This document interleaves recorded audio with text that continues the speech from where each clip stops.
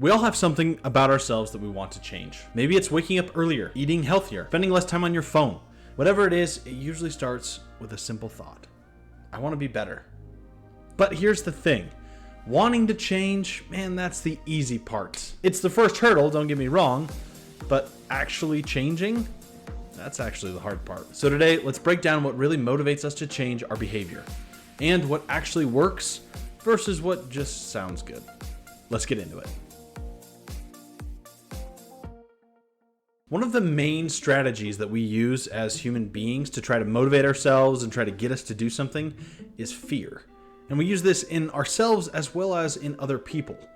We scare ourselves into thinking that something bad will happen if we don't change. Well, if I keep eating like this, I'll gain weight. If I don't start saving money, I'll be broke. If I don't study for that math test, I'll flunk out. And while fear is kind of powerful in the moment, it often leads to inaction, not real change. And the reason why is fairly simple. Fear overwhelms the brain.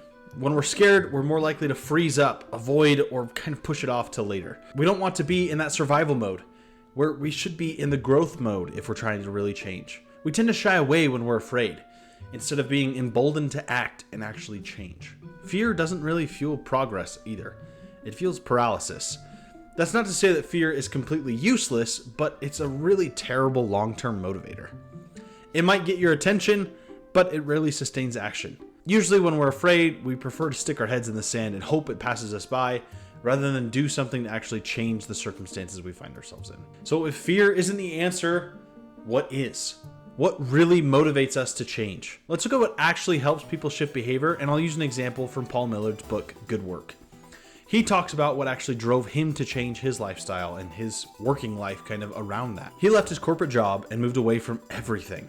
And when he started to feel fear about the situation and circumstances that he found himself in, instead of bottling those emotions up and hoping they pass him by or go away, he started to really think about them. He started to really evaluate the fear and ultimately the feelings behind that. Why was he so afraid if he wasn't making money? What was the big kind of driving factor behind what was causing him such fear? If you're feeling that kind of fear, really take a step to think about it. What makes you afraid of this thing? What makes you uncomfortable, and kind of marinate in it, honestly? And we'd like to think that we're completely rational beings, but the truth is we're really motivated thinkers. A lot of the time when we're seeking to change, we seek out things that confirm what we already believe. Often this is referred to as confirmation bias. As such, we're much more likely to adopt a new belief if it positively aligns with how we already see ourselves. If we want to change someone's mind, if we want to change our own mind for that matter, we can't scare ourselves into thinking that way. We have to inspire ourselves or inspire them to do those things. For example, telling someone that exercising regularly helps people feel a lot more confident and more energetic is probably going to be a lot more effective than if you don't exercise, you'll suffer from a heart attack and you'll die younger. Why? Because the first message connects a lot more with identity and hope, whereas fear gets you up and off the couch for maybe a day or two, but probably won't sustain your motivation for a lifetime. If you want to change, tell yourself a better story about what's possible, not just what's at stake. Another really powerful tool in motivation and in changing our behavior is understanding that humans are social creatures. Despite how introverted we might feel or think we are at sometimes, we still need that little bit of social interaction that we get every day. We're wired to compare, imitate, and belong in a group of people. We tend to adopt behaviors that are common in our social circle, which means that we very much are and become who we hang out with and where we spend our time. So if we want to change our behavior, we have to change how we spend our time. Where are you focusing your time? When you have downtime, what are you doing? Are you scrolling on your phone, reading a book, or thinking about something that you've been trying to deal with for a while? And we not only want to fit in, we want to stand out and be admired in some sense. I think we all love that random compliment we might get or the little pat on the back for doing a good job. So social proof is a really powerful tool to develop motivation and change your behavior. If you see your friends reading more, saving money, and running marathons, part of you probably starts thinking, maybe I should try that too. And when you share your progress with your friends, your accountability increases. You're much more likely to stick to it because other people are hopefully going to be checking in and knowing what you're doing. You're not just doing it for yourself anymore, you're doing it in front of others. Surround yourself with people who are already doing the thing you want to do. You'll rise to kind of meet their standard. Doing this inspires you to do more and reach new heights. This is what started me on this path. I wanted to learn a lot more from people on how they decided on their career path. Because while I was finishing up college, I really had no clue what I wanted to do. And the best thing for me was talking with people about their career paths, about the different decisions and factors that led them to choose the life that they're currently living. And I learned a ton, and it's something that I'm still doing to this day. I still love talking with people about their jobs, how they made the decisions they did, and ultimately what led them to have the life that they currently have. Interviewing them on how they figured out what they enjoyed and what they were good at really helped me assess my own kind of beliefs and talents, figuring out what I wanted to do and what I wanted to build. Then I try to apply the lessons that I learned in my own life, and you can do the same. Reach out to the people you already know.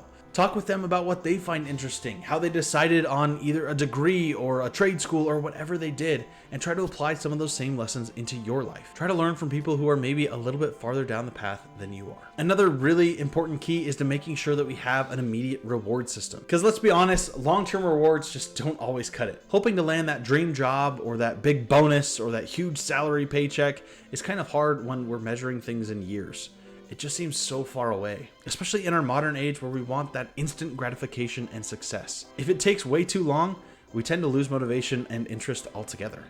If I can't get a toaster on my door in 5 hours, then I am not interested. I ordered a toaster. It was on the doorstep 5 hours later. Do we need that? This is why progress tracking, habit streaks, and simple rewards matter so much. Use little apps or journals to kind of track your behavior. See the day counter go up, and you get that little dopamine hit at the end of every day or at the beginning when you know that you're making progress, even if it's just a little bit at a time. Reward yourself after completing a goal or a milestone, something small but satisfying, and that keeps you wanting to repeat that same goal and action. Create some visual cues or charts, checklists, streak calendars, something that you can look at and see every day to see how you're actually doing it. It'll keep you motivated and keep you pushing to kind of keep that alive, to keep that momentum. Gamifying your goals also works because it gives your brain something that it craves, that instant feedback. You don't have to wait until you really arrive at your goal to celebrate. You can celebrate the climb. Knock out those side quests along the way and kind of see that percentage bar slowly fill up as you're getting closer and closer. Find a system that really works for you and your goals. And make sure you actually commit to it. Remember that 100 days is a pretty good starting point. I talk about the law of 100 in another video, and you can check that out in the description below. 100 days really starts to get that habit formed and make sure it's something you want to do, whereas 2 or 3 days, just you're barely getting your toes wet at that point. And a lot of the times we have to highlight the progress a little bit more than we're currently doing. It's so much easier to focus on how far away the mountain is and how long we have to go. We see the peak way off in the distance, and it can make us lose motivation or take a break or give up altogether. But motivation often grows when we look back at how far we've actually come. Instead of saying, man, I still can't run a mile as fast as I want to, think, well, last week I improved by about 5-10 seconds. This is especially true in exercise. You see how much more you can lift, how much more you can bench, or maybe how far you can run, and you actually track it to see the actual growth over a long period of time. And know that it's not going to happen all at once, but you start to see that pattern develop and hopefully cement itself in your life over a longer period of time. Progress, even small progress, is momentum. And once you get it going, keep that ball moving at all costs. When that initial burst of inertia is overcome and you actually start making progress, it's way easier to keep going than stopping and having to start all over again and find it all over again. So think about video games. Why are they so addictive? Well, the main reason is because they're constantly showing that you are improving. You're leveling up, you're unlocking rewards, characters, you're beating new challenges.